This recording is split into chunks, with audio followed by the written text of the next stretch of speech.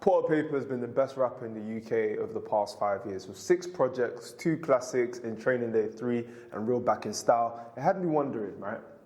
What can he do to become the UK rap GOAT? In my opinion, it's Skepta right now, but who says he can't be the GOAT? I mean, I think he raps at the highest level. I think he can make a very good project, and with Real Back in Style, I thought he was a very one-dimensional guy. But with Real Back in Style, he almost proved that he's the complete opposite. He can have different layers, he can story tell, he can make chill songs with White Ash, he can make a very smooth transition into the next song with If I Had and £1 Million. And it had me wondering, right, what can he do to elevate? What can he do to be considered the unanimous GOAT, right? Because I think Skepta's by far and away in the lead. I think people like Wretch have a conversation. I think Dave for his generation's up there.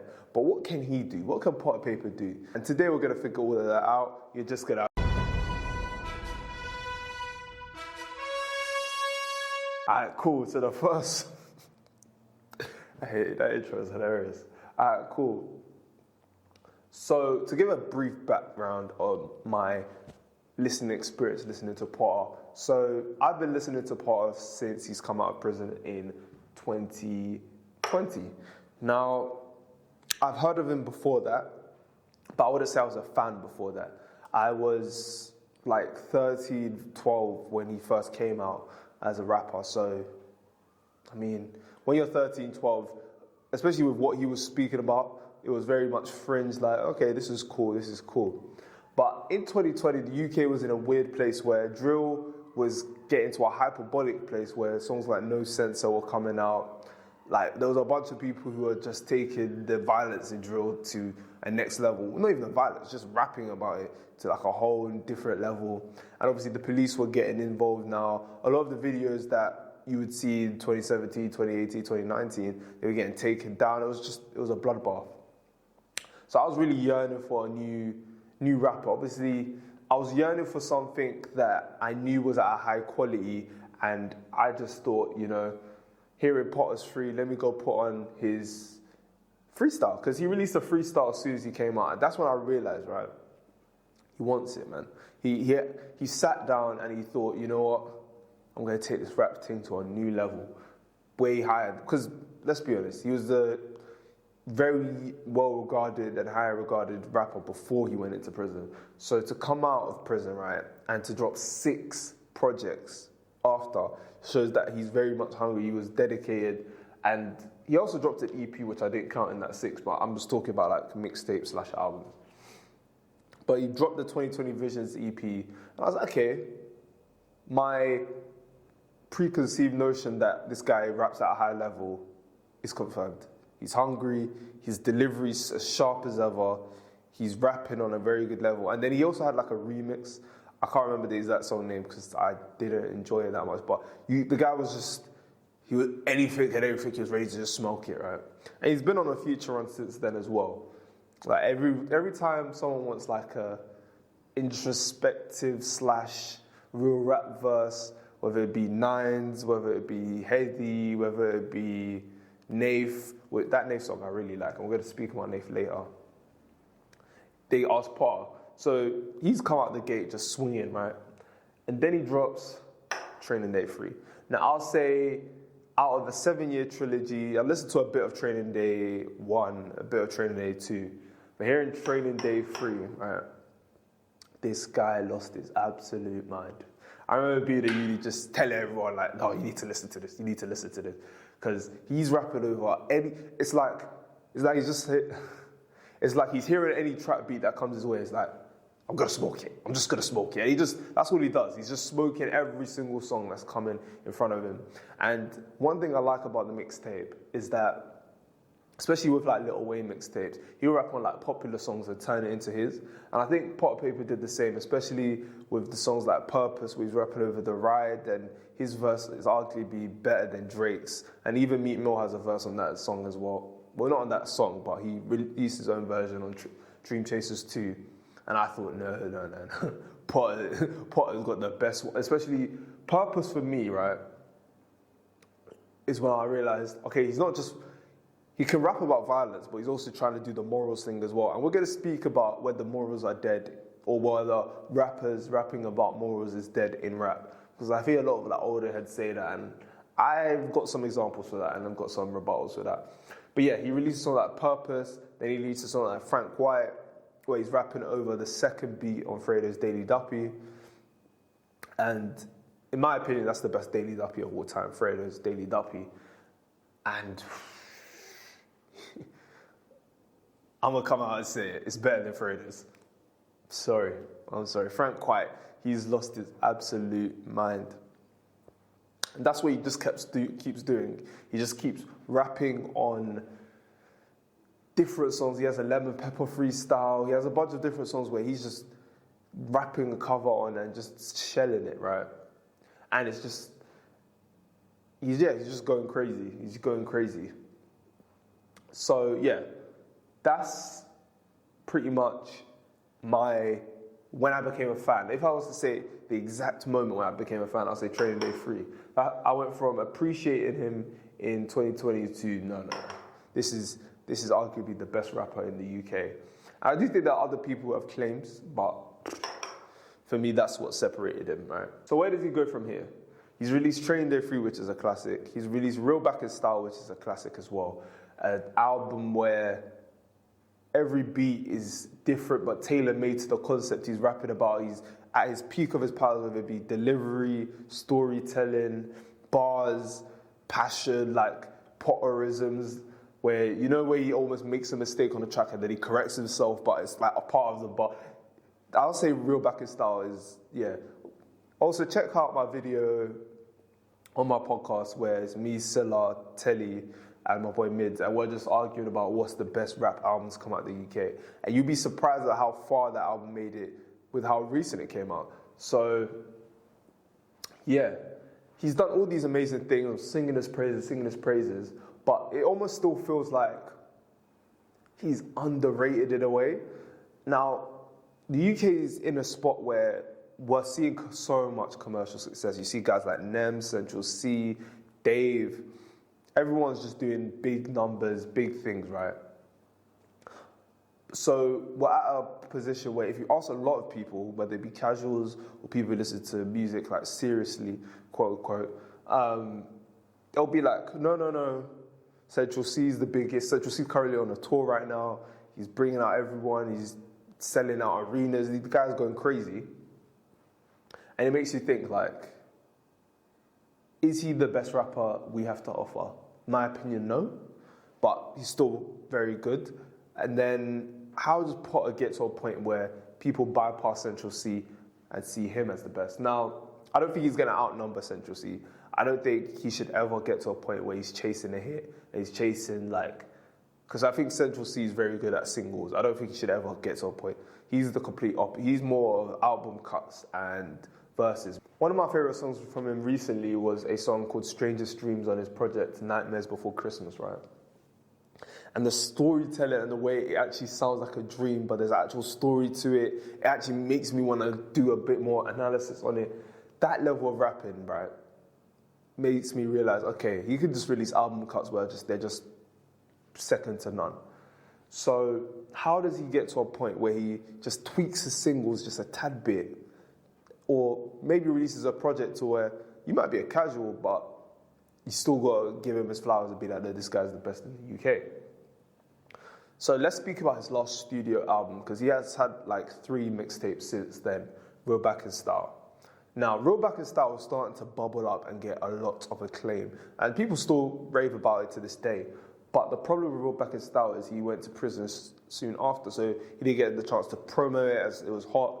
And I think that is something for his next album. Hopefully he's able to avoid just prison in general, because I think he knows how to put out a great body of work, but he needs to be able to promote, because we have a bunch of different creators in the scene now. We have a bunch of different radio stations, whatever, and ways to market it, and ways that he might be comfortable, whether it be going on Winners Talking or Free Shots or 90s Radio, whatever he wants, he's comfortable with. So we'll go into HC Pod as well. So yeah, I think for his next project, it'll be really good for him to market it. So what are some of my suggestions for Potterpayper to, take it to the next level? First, and foremost, actually, let me tell a quick story about my time at uni.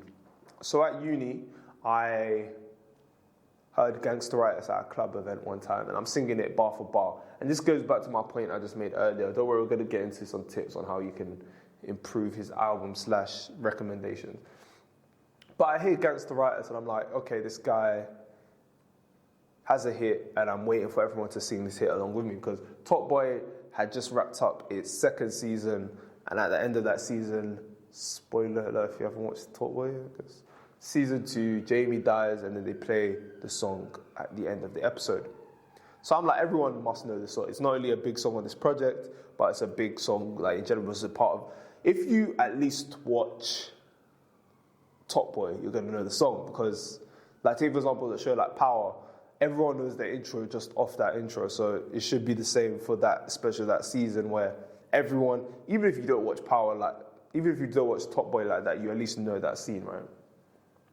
So I'm in the club, I hear the song, I start rapping it bar for bar, and I'm looking around and people don't know the words for it, and then obviously Tiggs the Author part comes on, and then everyone starts singing it again.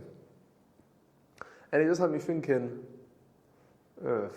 this isn't as big as, like, for example, if I'm arguing with someone about how big Potterpayper's next single is or how big Gangsteritis is, I'll tell people, yeah, it's this, like, everyone knows the song, it's in Top Boy, everyone knows Top Boy. But if I actually think about it, a lot of casuals don't know his bars to that song, and his bars are very heartfelt, and he speaks about how when he did the remix, he felt as though he wanted it to be he's speaking to a certain demographic, a certain group of people. And it had me thinking, right, he needs a song that casuals can just enjoy, but also he feels authentically represents him. So here's some of my suggestions. First of all, I bet you guys are wondering, what the hell is this? I think he should lock in with more American producers. Now, not to say that anything wrong with the UK producers, but I think he should lock in with the guys like Alchemist, Conductor Williams, Hit Boy. These guys who are known to work with just one artist and produce great bodies of work. You see Nas have a career revival. You see guys like Griselda with Alchemist. And you see a bunch of these guys and collectives people who have built an audience of real rap fans, fans who I think would really appreciate Part if they, took the time to listen to him. And I think locking in with one of them will put him in the right space. I don't know if you guys have heard his song on Snoop's album, yeah? And it's a song with Benny the Butcher, Jadakiss, Snoop Dogg obviously, and Busta Rhymes. And he has the best verse in my opinion, right? So I think he can fit into that lane. I think him and Benny would do really well together. Or anyone in Griselda, in that fact. Because I think that style is his. He has even had a song with Mills as well. And yeah, he has that bag he can fit into very well in terms of the subject matter. So I think working with one of these producers, I think could open him up a bit more into that American market. I don't think he necessarily needs to have a Doja. I think a song like that could put him on the right blogs and build up his fan base a bit more there. So yeah, that's my first suggestion. Work with one of those producers. And obviously he has a song on Track Flow Kane, on Real Back in Style with Harry Fraud. And that song's really good. And that's one thing I like about Real Back in Style is that the beats are very different. I think with Training Day 3 was fine because that was one of my first introductions to Potter. But on albums like Nightmare Before Christmas, those same trap beats, for me, it gets to a point where I'm a bit tired of them. I listen to all of Potter's music, so it's not like I'm casually listening. Like, I am getting to a point now where I just don't want to hear him on those type of UK trap beats. It's getting to a point where it's becoming redundant. And I know you can do it at a high level. And if I want to hear those songs, I'll go back to Training Day 3. So yeah, that would be my first recommendation, to work with producers like that, to put him in, to take him out of his comfort zone, but put him in a position where he's still morally happy with what he's doing. So yeah, that would be my first suggestion. My second suggestion would be to make more summer songs. Now, a summer song, and the reason I've written 9 here is because Nines, I wouldn't say necessarily had the same problem. I think Nines was very well rounded in terms of he would make a single, make an album cut, all these, you took every box, right? But I think when airplay mode came out, right, you don't really need to listen to Nines type of rap to appreciate the airplay mode. It crossed genres, it changed things. And Potter has a song with NSG as well, so I'm not going to say he hasn't tried with those type of songs. But I feel like he needs a song to where he crosses into another popular genre, whether that be the UK underground right now, maybe that be him making a song with Lancey Foe, for example. Something that can be played in the summertime and can transcend his usual. Because I think Potter makes really good winter music. I'm going to make a video on the best albums for best seasons, the best albums for each season, right? And I think Potterpayper's Real Back in Style, it came out around that period. I remember listening to it in the winter and I'm like, yeah, like, this is what I need to just grind and jug and yeah, this is perspective I need. And then when summer came, I had to put the songs down because it didn't really match my environment. Like, you know, anyone who's had seasonal depression knows, like, when that song comes out for the first time, when daylight savings is just, yeah, you lose that hour of sleep, but you gain the sun. You can't listen to certain dark songs. Like, you just need to be happy. You need to be outside. Any motive, I'm there. Anything, I'm there. So I think for me, Potter did well with his winter songs, but I feel like he needs to make more summer songs. And I think he's taken steps in the right direction. I think Sonola Cartel is Chef's Kiss, beautifully produced song. I think he's rapping really well on there. And I really enjoyed that. So I think he knows what he's doing in terms of he's done it correctly before, he's tested it out on mixtapes, and now he's just putting it on an album. And speaking about his next album, I feel like he needs to do something that no one else in the UK has done at his level. Now, Akala has done this. Akala has written a book, and I think that book brought a level of prestige to not to say he didn't have it before, because I think he was, like, when you look at his old music as well, he was very smart. But for me, him being able to debate people on different morning shows and whatnot, I think his book shows, because a book, you have to do a lot of research, articulate yourself in a very clear way. It's not just for the ends or for this demographic, it's for everyone to read, right? And I think Akala did that really well, and for me, I think of him as conscious, even though I haven't listened to like 50 Akala songs, I think of him as conscious. I think of him as someone who's very smart off writing a book and off a couple of songs I've heard. I think if Potterpayper wrote a book which was like 50 Cent's Hustle Harder, where it's his perspective and how he views things, because on something like Purpose, it shows that this is a man with, he can have substance, he can, you know, rap about different things and has like a really good perspective, and he hints on it on Real Back in Style that he should write a book. I think a book for him would really elevate him amongst his peers. I think his peers will keep doing podcasts, keep doing things like this, but having a book that's like really good as a bestseller is a new way for him to, you know, spread out of the UK and the box UK rappers are perceived to be in. And I think he has the wisdom to do that, whether it be him telling prison stories, whether him telling how he's adapted to the real world, or I've said this in my day video as well.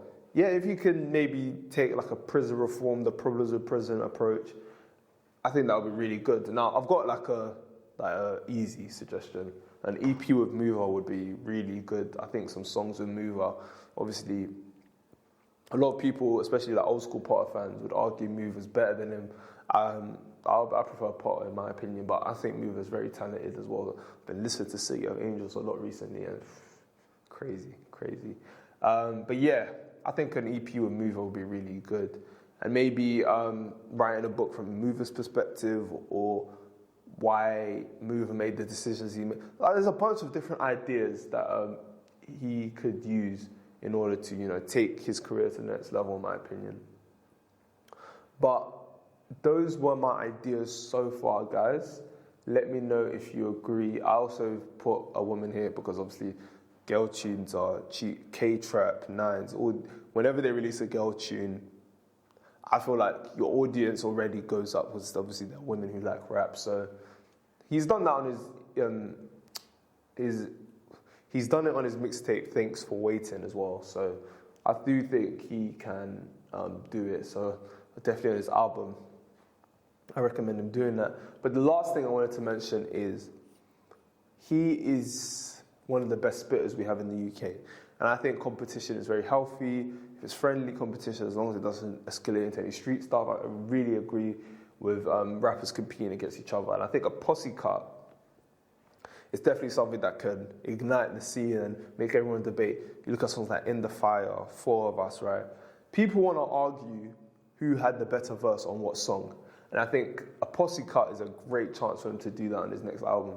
I think a song with him, Fredo, Young Steph, Tiny Boost, Rimsey, I think that type of song would just go crazy. And then the timeline would just be debating who had the best verse. I think Young Steph will have an advantage over some guys, but then I think Potter's delivery is amazing. And then if you can somehow get Dave on the song, I think a posse cut would be a great idea for him, because Real Back in Style, there was no features on it, and I still think that's a classic album.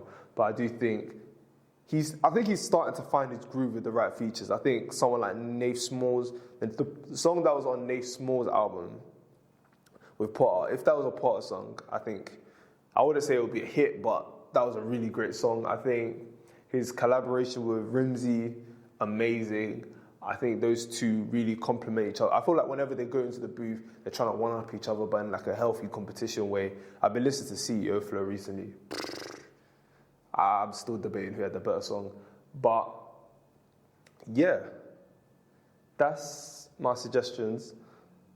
Obviously, I think Tiggs the Author will be a great feature on his next project as well. I think Gangsta Writers did amazing.